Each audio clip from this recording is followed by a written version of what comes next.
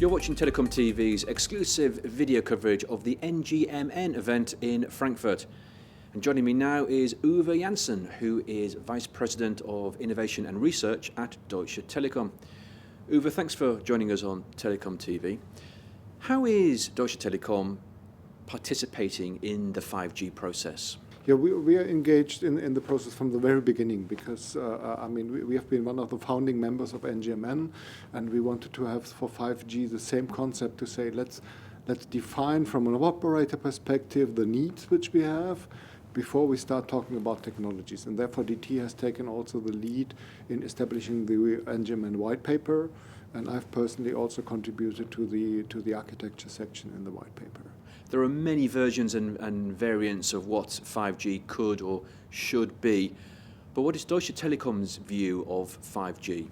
Yeah, 5G is different from previous generations. In previous generations, the focus was on the radio interface, and I think with 5G, the focus should be much more on enabling new businesses. So for me, I would say the core of 5G is really to have modularity and flexibility. Yeah, and flexibility for me means that we can adapt to use cases of the customers of vertical industries. And one example could be from the car industry, that they want to send messages like a warning messages to all cars following you. Yeah, and that requires a different kind of routing, which is not based on the IP address of the cars following you, but which is really oriented on maybe the proximity or the geolocation of the cars. Yeah, and that's for me the core, this adaptability to use cases that we can provide. Low latency appears to be one of the big differences between LTE and the new 5G architecture. Is that correct? I would say yes, but that depends very much also on the use cases. So overall, yes, we will have a reduction in latency. We had that same ambition already when we came from 3G to 4G. Latency reduction was a big topic, and we will see also here that we want to go into the next step. But there are specific applications like robots, steering of robots, like car-to-car communication for autonomous driving, where we really need to go into extreme low latency. And there we are talking about milliseconds, 1 millisecond or so. Yeah, but that will be dedicated application-specific configurations which we need. We're also hearing that 5G will involve the move of a lot of computing from central locations out towards the edge of the network. Yeah, I think that for me also maybe the biggest change in terms of architecture, which I see is really on the core network side, not on the radio side. So I think we need to be able to go straight from the base station into the IP world. Yeah, and not to have any big logic in between like we have today with the gateways and with the tunnels and so on. Yeah, so I think for me, we need to be able either to bypass these nodes completely or to integrate them very much to the edge.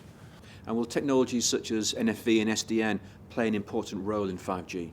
I think that we based the white paper on the assumption that NFV is there and is defined. You will not find a lot of mentioning of NFV simply because we said it will be there anyhow. Yeah, it's not something which will be new in 2020. It's something which will be established in 2020. So I think yes, both the core network side as the radio side will be based on NFV. And I think that SDN will also play an important role in establishing new control paradigms. So maybe mobility management could be based on SDN here as well. Yeah. Finally, how will 5G affect users and society as a whole?